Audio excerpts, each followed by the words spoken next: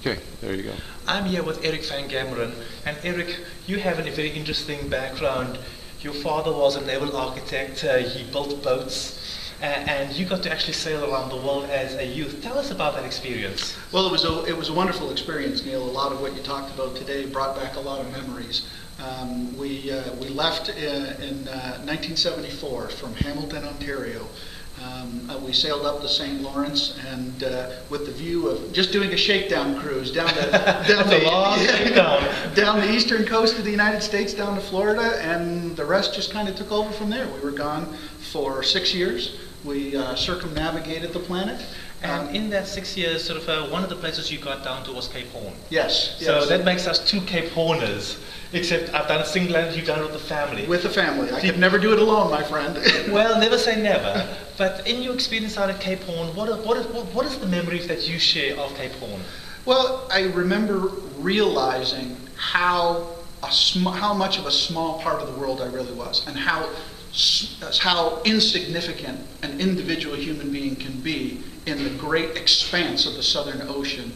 And after seeing the incredible force of nature and the impact it can have, not just on a small boat that you're sailing on, but the way it shapes the land masses and the way it creates the weather all around us, it was really a humbling experience to suddenly feel very small and very insignificant and very alone. Now, in that smallness, because it really sort of, these are small boats in vast oceans and long distances, how did that shape you? What were some of the big lessons that you have learned?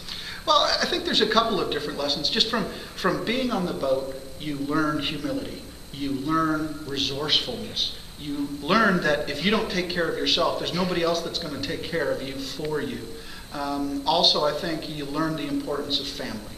You learn the importance of togetherness, because you can't, unlike you, do it all on your own. You just cannot do it on your own, and you need to work together. Well, I might have been alone on the boat, but I did not do it alone, because I had the support of Gwen, I had the support of a shore crew who helped design the boat, who helped build the boat, who helped put the equipment on the boat. So at the end of the day, I was just the person delivering the result of our team, where you had your family as part of the team, not just the delivery of the team. Absolutely. It was a wonderful experience, and I believe it had a very significant impact on shaping me and my belief system, my value system, and the things that I find important in life. I think it also gave me a great perspective on dealing with other people who come from very different backgrounds than I do. Tolerance, understanding. When you travel the world and you get to see lots of different people from lots of different cultures, you realize there is no one way to live your life. There are lots of different ways to live your life, and it's a choice that you make terms of what you want to believe in and what kind of person you want to be known for. That's right. And it's a very humbling experience. Now, today you have been promoted to Chief Technology Officer of FlowServe. I have indeed. And with this new sort of responsibilities that you're going to be having in the organization, how will you draw upon some of those lessons of the sea and some of the lessons of tonight's keynote? Well, you talk about being a chief technology officer, and it sounds very grandiose and it sounds very powerful, but you have to realize that no one individual is powerful. It's the collection of the individuals on your team and in your organization that create the power.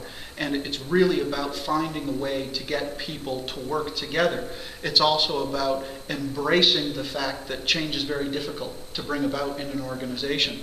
And it's until we really come to grips with the fact that there's a lot of things in change that are very hard to do, but we can't give up on it. And just because it's difficult doesn't mean you can't do it. And it doesn't mean it's not the right thing to do. And keeping that hope and having that faith to persevere through the change is really what is important to bring And success. that is again one of the great lessons of the sea, because when you're out in the high seas, you have no choice but to adapt. It's adapt or die. You really have no choice. You are a very insignificant piece of the world, and unless you're willing to work with Mother Nature and live within her rules, there is not a happy ending to the story.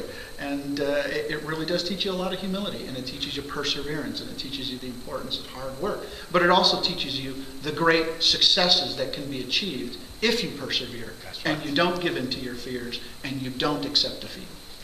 Eric, congratulations on the promotion. Thank you very much, The Neil. great life you've lived, and I do look forward to seeing you on the high seas someday again. I would The look voyages forward are not to it. over. Thank you very much, Thank you, Neil. It's Eric. been a real pleasure. Thank you. Likewise.